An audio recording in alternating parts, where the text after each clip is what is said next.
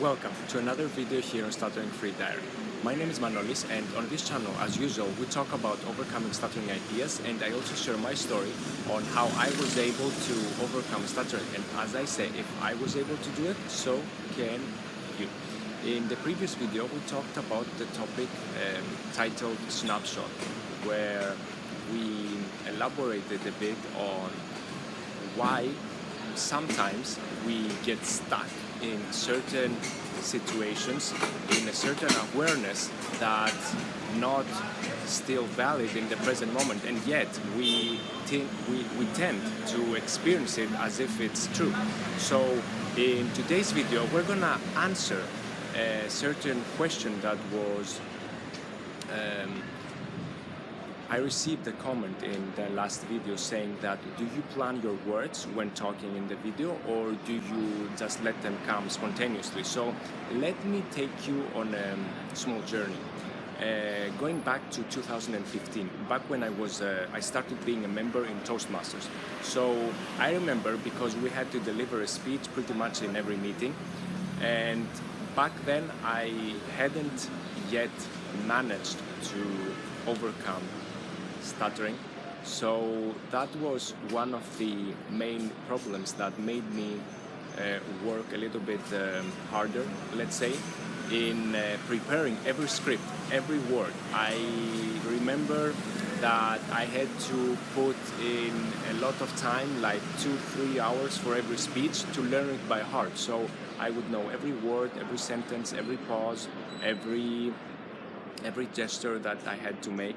So what my mentor back then used to tell me, and it took me a long time to understand, is that you will have to be more spontaneous. You will have to be aware of the topic in general that you want to talk about, but at the end of the day, you will have to be more spontaneous when delivering the speech.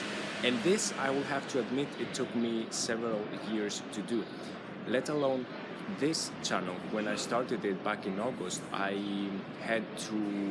it felt more comfortable preparing every speech. It felt more comfortable knowing what I would have to say, every word, every aspect of the script. I had to know it by heart.